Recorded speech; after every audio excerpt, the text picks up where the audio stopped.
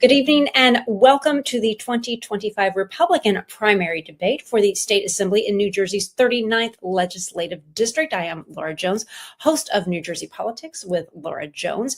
Joining me tonight on our panel, Zach Blackburn of the New Jersey Globe and Micah Rasmussen of the Rebovich Institute for New Jersey Politics at Rider University. Now, the 39th District is what we're talking about tonight, and that covers parts of Bergen and Passaic counties.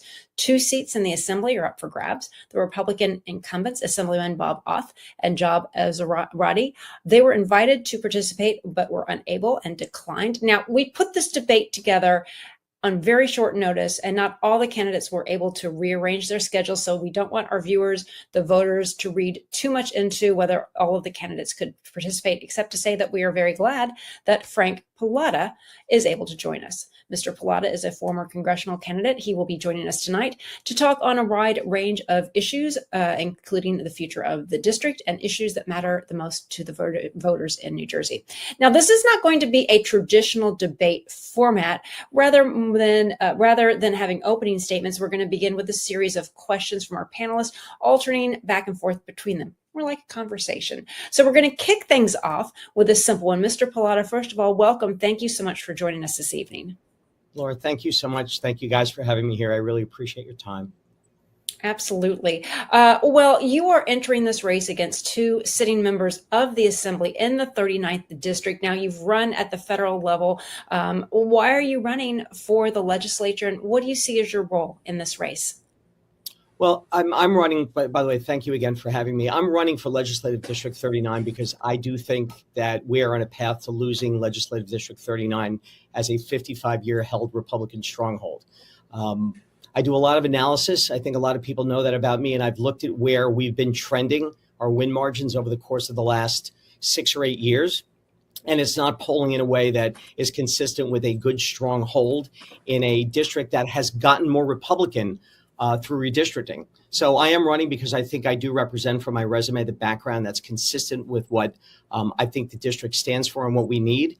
And because I have the ability to roll up my sleeves, I am retired. I'm a retired banker. So I have no other function, no other role but to make sure I'm doing what's in the best interest of District 39.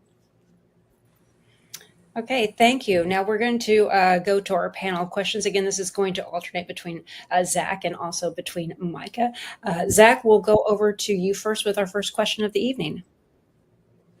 Hi, Frank. Thanks for being here tonight. My first question is more general, not necessarily policy-based, but you're running as a Republican.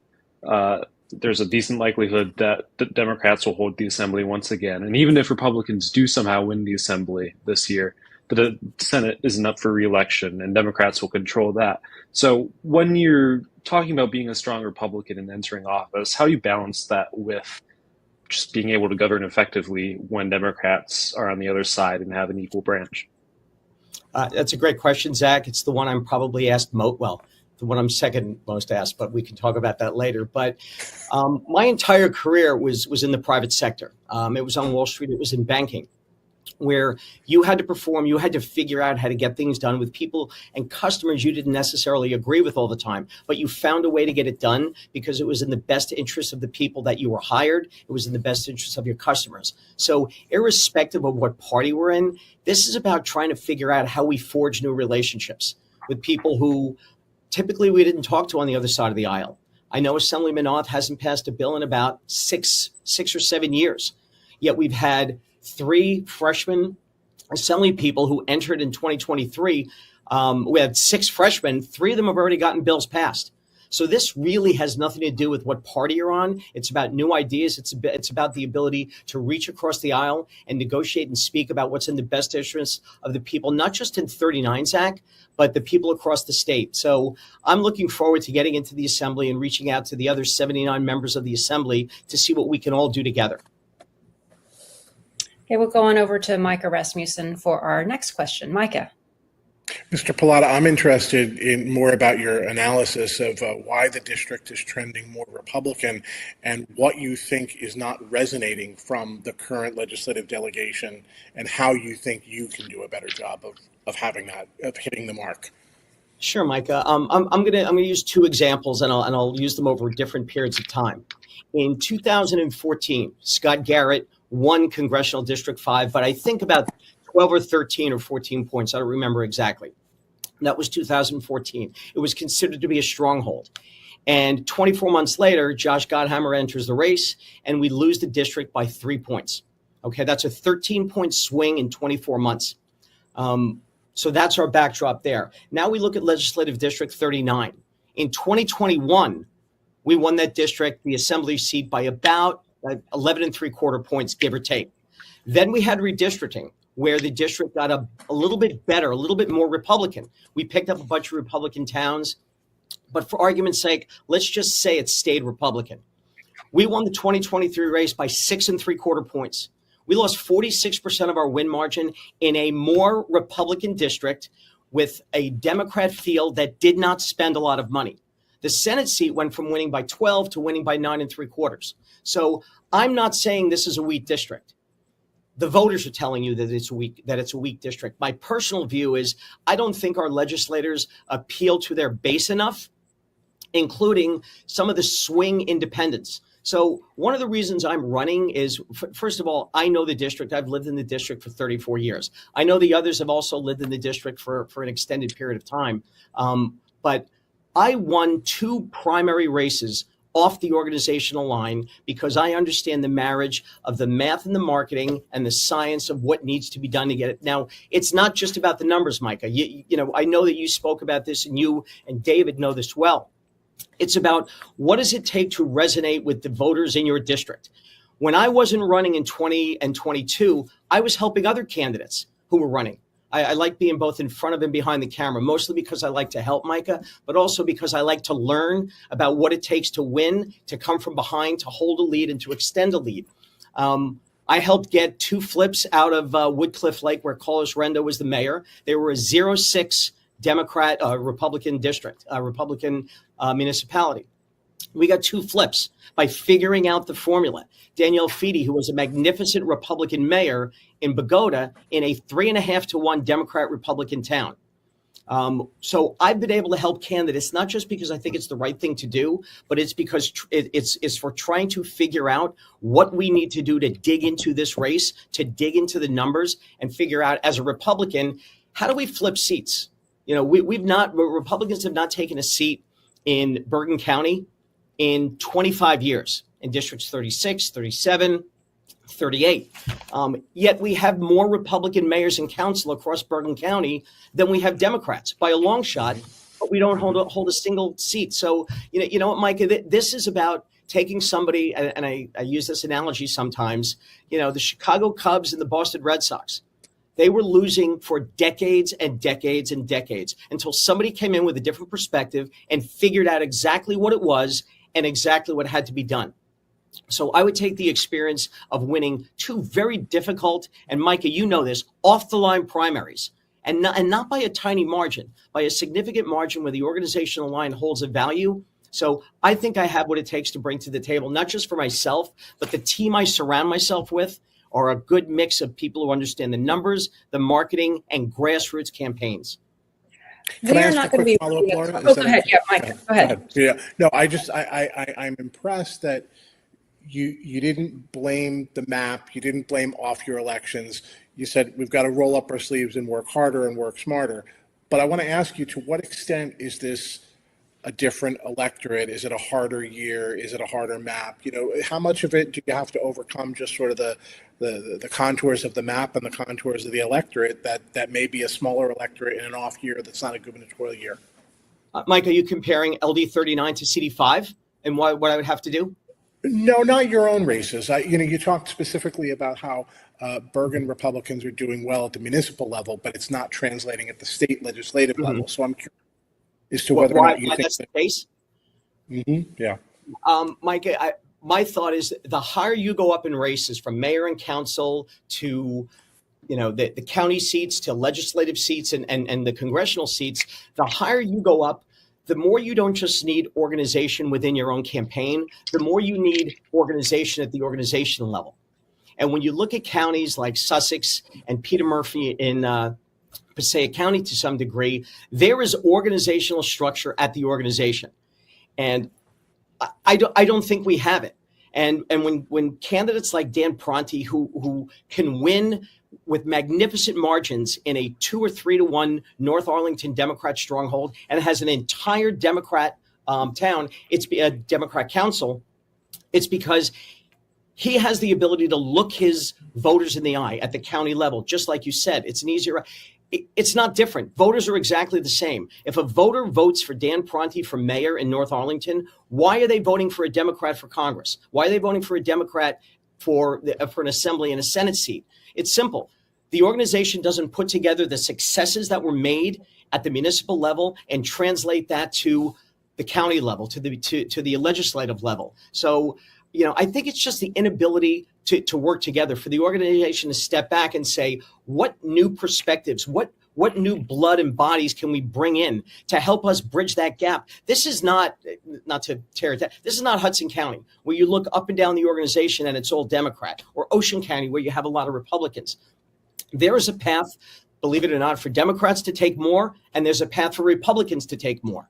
And right now, I don't think we have the Republican leadership in the county to say, I've got it. And the final piece of that, Micah, is I offered to sit down with leadership. I sat with them a number of times and talked about not my race.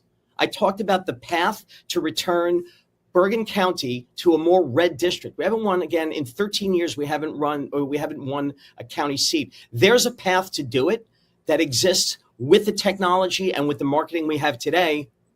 But I think there's an inability or there's a reticence to do that. I want to remind our audience that we're not running our clock tonight. This is more of a conversation, but we do want to answer the questions thoughtfully and as quickly as possible so we can cover as much ground as possible. Zach, you have the next question. Now, Zach, did you want to ask? It's just me. I'm sorry. I think this will probably be the last question about the machine level of things. But in terms of, you've run off the line a couple of times. You didn't attend the Bergen County GOP convention. Right. What role do you think there is for county political parties in New Jersey politics? And are you happy with what the ballot and ballot legislation looks like right now? Let me answer the last question. I'm very happy. I testified before the Senate committee on that. And look, there's a combination. I think when Andy Kim and the folks brought it up a year ago, it was about the Equal Protection Clause, the 14th Amendment. And I think it did make sense to change it. I think there is a place for county leadership and the county committee and the county organization if it's structured in a corporate fashion. In corporate America, which is where I came from, you had your CEO, and then you had your C-suite, and you had your leaders, your district leaders, and then you had your employees, and then you had your customers. So there was a reverse funnel where you respected the leader at the top, and you not respected, but you understood the function of your CFO and your CIO and all the different rules. So again, if you look at this the way some of the other counties that I think are run well, for example, I thought Passaic County was run pretty well, is as you go down that reverse funnel, everybody has a function, but everyone executes at that function. There's no, you take the direction from a Peter Murphy, for example, and then beyond Peter, you kind of look to his C-suite and then the next set of suites and the next set of directors. So I'm a party guy. I want to make sure the Republican Party wins. This isn't about Frank Pallotta. If Frank Pallotta wins this race and we continue to fail at the county level, then nobody wins for the party. So I'm willing to talk about, just like I've done in my career, I ran mentor programs at both Goldman Sachs and Morgan Stanley, because our future, whether it's, kids coming out of school and learning the process, or it's, people who have reached middle age who want to move into the political field, most people don't want to do it, Zach, in Bergen County. There's a lot of wealthy people who might have, decided to leave their business or their organization, and they want to step into the political field, not to be a politician. They want to step into the field to help. That's why I stepped into this. I retired from the industry. My father always told me, look for the opportunity to give back. give back to your faith, to your family, your community. And I chose the community at the right time to do this. So we have a lot of people who want to do this, but they look at the quagmire of the Bergen County Republican organization, which I revere the organization. I think it's great. We need to make some changes internally. And, we did have some changes recently at the top, but 10 or 11 of the leadership roles didn't change with the new leader. So it's almost like changing the CEO of a failed company, but leaving all the C-suite in there to do the same thing. No one looks differently. There is a function for the county, Zach. I want to help them. I want to bring some private sector experience to the table, but I'm not the only one. You need to get the mayors and other groups that have done a great job winning in their own town, get people in a room and say, hey, how did you win in a 3-1 Democrat town? Frank, how did you flip 2 seats in Woodcliff Lake when we had none? So there's a way to talk through and do this. And I'll tell you who did it right 18 years ago, the Democrats. The Democrats sat back. They looked at demographic shifts. They looked at where people were moving. They looked at the changes in society, and they positioned themselves to take over. And that's how we went from, I don't know how many congressional seats we had, but I think we went down to 1 seat maybe 4 cycles ago. So there's an opportunity to do this, Zach, and I'm willing to work with whatever leadership, whether it's current leadership or leadership gets changed. There's a path to fix it, and I want to help it.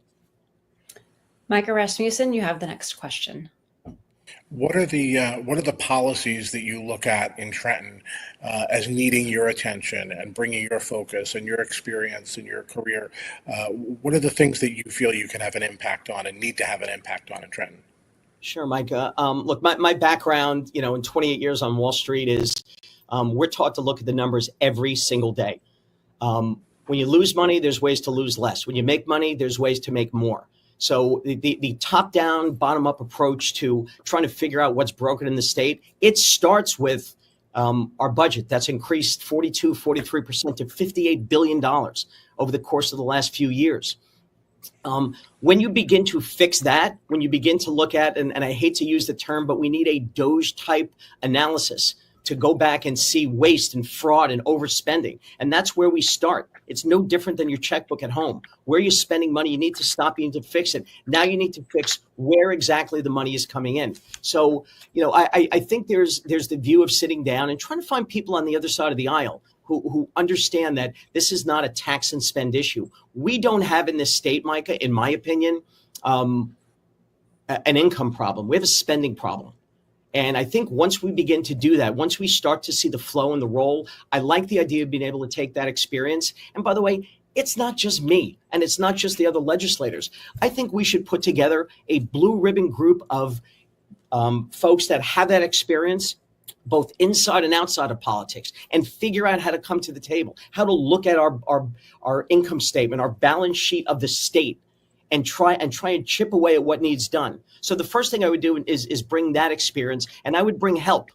The other thing I would do is this whole issue of the high density housing is killing us. It's killing our infrastructure. Something needs to be done on that. My entire career on Wall Street was spent almost entirely in the U.S. residential markets. It was on the banking side. So I know why people build. I know why builders build. I think there's a lot of conflicts in our Senate and our Assembly when it comes to following the money. And when your donors and some of your big contributors and your job and your role is for developers, I'm not saying it's wrong. What I'm saying is there appears to be a potential conflict of interest. And let me be clear on something. Affordable housing has nothing to do with affordability and nothing to do with housing. It's about the developers. And we need to figure out why too many people think this is not about housing and this is about a flipping of our suburbs into more of an urban move. And so I do think that with people moving into the state, and again, we've been the number one exodus state for a long time. We need to find the opportunity to move more people into this state to start small businesses. And that would be the third thing that I would look at is legislation that takes the handcuffs off of our small businesses, allows them to grow again. Everything works. Our country, our state lives and breathes on our ability to grow economically. And I think that's where I would look to spend a lot of my time while still paying attention that people are people. People aren't numbers. People are not economic numbers, but that's what drives them. So that's what I would bring to the table. My background on Wall Street, my background in residential housing, and I would use that to try and figure out how we can gain consensus, Micah, and try and get the state back on track. Zach, you have the next question. Perfect. You mentioned affordable housing isn't affordability, but on the topic of affordability, which I don't need to tell you is important for people, and especially in North Jersey right now, what would you do to tackle affordability issues in the state? It starts with where are we spending? Like that's it. Start to finish. I think I don't want to overuse the term, but we need to really sit down and figure out.